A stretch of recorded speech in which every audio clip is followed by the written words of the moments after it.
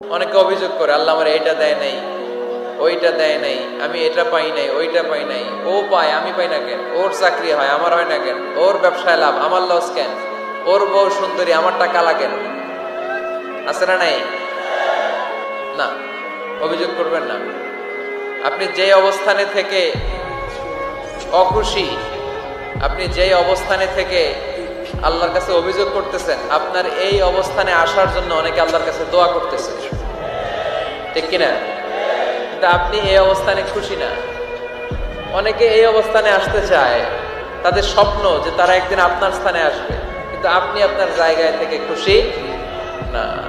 এজন্য উনজুর ইলা মান হুয়া আসফালা মিনকা, তোমার চেয়ে যে খারাপ অবস্থায় আছে তার দিকে তাকাও, তাহলে তোমার মনের দুঃখ ঘুচিয়ে দিবে কে?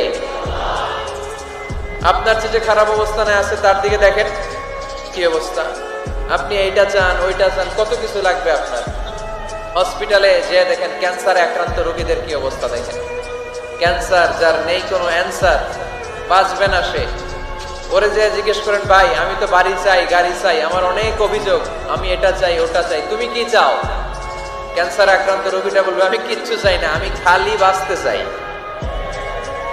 ক্যান্সার আক্রান্ত রোগীটা কি চায়? শুধু কি চায়?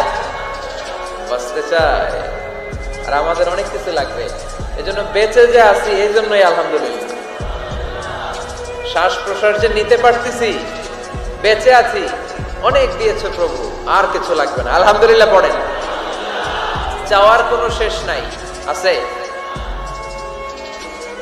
লাউ আন্না লিকুল্লি ইবনি আদম ওয়াদিয়ান মিন যাহাব আহাব্বা আন ইয়াকুনা লাহু ওয়াদিয়ান ওয়া লা ইয়ামলা ফাহু ইল্লা তুরাব।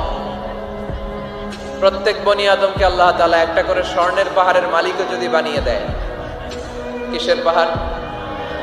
সবাই বলেন। দেখছেন শরীয়তপুরে?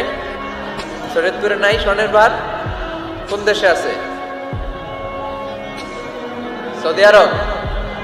স্বর্ণের পাহাড় নাই, স্বর্ণের খনি আছে। স্বর্ণের পাহাড় এই পৃথিবীতে হবে না, স্বর্ণের পাহাড় পাওয়া যাবে জান্নাতে, ঠিক কিনা? প্রত্যেককে যদি আল্লাহ একটা করে স্বর্ণের পাহাড়ের মালিকও বানিয়ে দেয়, তারা আরো একটা স্বর্ণের পাহাড়ের মালিক হতে চাইবে। আচ্ছা বুঝে শুনে উত্তর দেন তো, আল্লাহ যদি আমাকে একটা স্বর্ণের পাহাড়ের মালিক